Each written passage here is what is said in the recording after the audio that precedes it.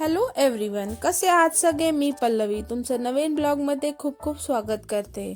मस्त असं सकाळी आविषचं आवरून आवी स्कूलमध्ये गेला. छान असा बाय करून आवी माझ्या स्कूलमध्ये गेला.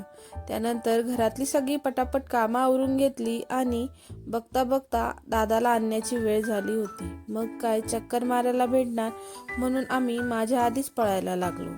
मम्माला काय मागे नाही आली आहे. मम्माचं त्याला काहीच नसतं, फक्त रस्ता आणि बस पळायचं असतं. मग काय आम्ही सुसाट निघालो दादाला घ्यायला. जरा उशीरच झाला होता कारण कामं पण खूप होती. एकदा विकेंड येऊन गेला की घरामध्ये भरपूरच कामं निघून जातात. मग काय दादाला घेऊन येता येता आम्ही खाऊ पण घेऊन आलो आणि मस्त चक्कर मारत मारत घरी आलो. घरी आल्यानंतर पुन्हा मुलांची धावपळ, यामध्ये कसा वेळ निघून जातो कळतच नाही. मुलांचं घरी आल्यावर आवरायचं, त्यांना खायला प्यायला द्यायचं आणि बघता बघता मुलांचं सर्व आवरून मुलं छान आराम करत होती. मग त्यानंतर झाली माझी संध्याकाळची वेळ. संध्याकाळी मग काय स्वयंपाकाला लागली आणि साधंच असं जेवण बनवायला घेतलं. आज कोबीची भाजी, चपाती आणि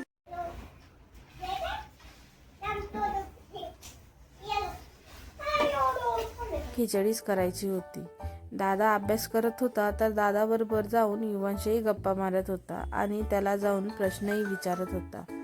माझं एकीकडे स्वयंपाक चालू होतं आणि मुलांचं त्यांचा अभ्यास, मजाक मस्ती चालू होती आणि मी मात्र माझ्या स्वयंपाकात गुंगत झाली होती कारण मला भरभर असं जेवण बनवायचं होतं.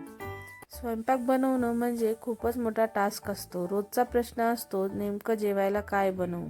रोज तोच प्रश्न आणि तीच धावपळ आणि तीच तारेवरची कसरत करता करता काही समजतच नाही की काय बनवायचं. बनवलं तर मुलं म्हणतात मला तर हे आवडत नाही, मला तर हे खायचं नाही. असे रोजचेच प्रश्न प्रत्येक आईला ऐकावे लागतात आणि त्यांना फेस करावं लागतं. पण आम्ही पण खूपच हुशार आहोत. एक गोष्ट नावडती असली की दुसरी गोष्ट आवडती बनवणं आम्हाला चांगलंच जमतं.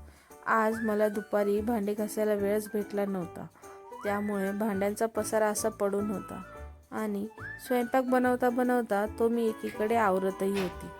जी भांडी लागत होती ती तिकडनंच घासून घेतली म्हणजे पुन्हा अजून जास्त भांडे निघणार नाही याची मी काळजी घेत होती. आमच्या इकडे आता 2 दिवस काही पाणी येणार नाही म्हणून पाणी जरा जपूनच वापरावं लागत होतं. म्हणून पाण्याचा जास्त दुरुपयोग व्हायला नको म्हणून सगळी भांडी एकसोबत घातली की पाणी थोडं कमी लागतं म्हणून ती तशीच ठेवली. युवांच्या इथे चावम्याव खायचं काम चालू होतं. त्याचा बिझी होता तो. असं काही दिलं की थोड्या वेळ तो शांत राहतो आणि त्याचे उद्योग चालू ठेवतो, म्हणजे मलाही काम करायला वेळ भेटून जातो.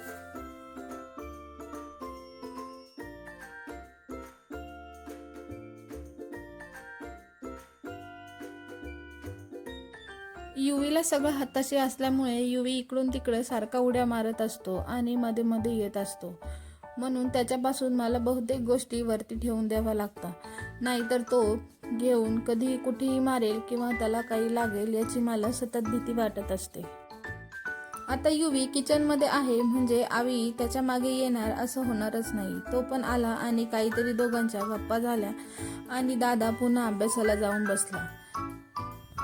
दादा अभ्यासाला बसला का युवी मध्ये मध्ये जाऊन दादाला सारखा डिस्टर्ब करत राहतो. म्हणून त्यावेळेला मला त्याला काहीतरी नादी लावावं लागतं. नाहीतर तुम्हाला तर माहीतच आहे, 2 मुलं असली की लहान्याला मोठ्याची पुस्तकं घेतल्याशिवाय अजिबात करमत नाही. तसंच आमच्याकडे आहे. त्याच्याकडे लक्ष देता देता माझा दुसऱ्या बाजूला स्वयंपाकही चालू होता.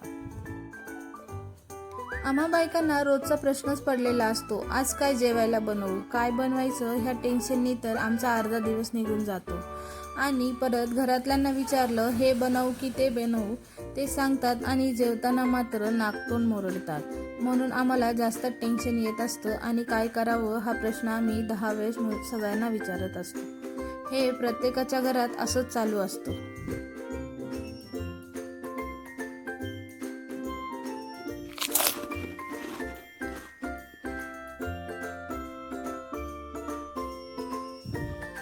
म्हटलं चला आता युवी छान नादवला आहे तर मी माझा स्वयंपाक पटपट करून घेते. आणि मिरच्या तर इतक्या झाल्या होत्या की मला फोडणी देतानाच ठसका लागत होता. म्हटलं आता काही खरं नाही. आणि खरंच जेवताना भाजी तिखट झाली आणि 2-3 बोलणे मला खायला भेटले. आता काय करणार, चूक झाली होती तर बोलणे तर ऐकून घ्यावंच लागणार ना. बरं झालं दुपारची थोडी एक्स्ट्रा भाजी होती ती देऊन काम चालून घेतलं, नाहीतर जेवणच केली नसती दोघांनी. आणि आज तर छानच, खरंच मी दुपारी वालाची भाजी केली होती. भाजीला इतकी छान चव आली होती, काय माहिती का नवीन वाल होते म्हणूनच छान चव आली असेल असं मला तरी वाटतं. आणि कोबी पण चांगलाच झाला होता, पण जरा तिखटच झाला त्यामुळे मुलांनी तर तो काही खाल्ला नाही. असं करता करता मी पटपट असा स्वयंपाक बनवून घेतला. माझी राहिलेली भांडी ती पण घासून घेतली आणि मुलांना जेवण दिली. आज जरी लवकर स्वयंपाक झाला पण तुम्हाला तर माहिती आहे आपला जो वेळ होतो तो होतो. मग जेवण वगैरे करून मस्त चकाचक असं किचन आवरून घेतलं. आणि हो, हे तर काय उद्या पाणीच येणार नव्हतं. मग आहे त्या पाण्यात पटपट असं किचन स्वच्छ केलं म्हणजे आवरून घेतल्यावर एक वेगळं समाधान मनाला येत असतो आणि फ्रेशही वाटतो.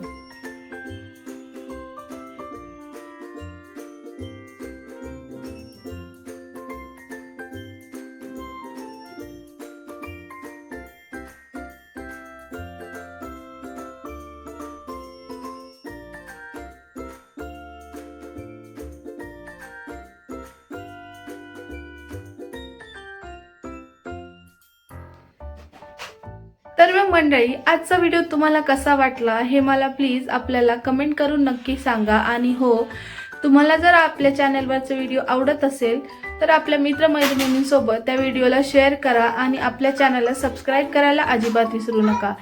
चला तर मी परत एकदा तुमच्यासाठी नवनवीन असेच व्हिडिओ घेऊन येत राहील. तोपर्यंत काळजी घ्या, हसत राहा आणि मस्त राहा. चला तर मग बाय बाय.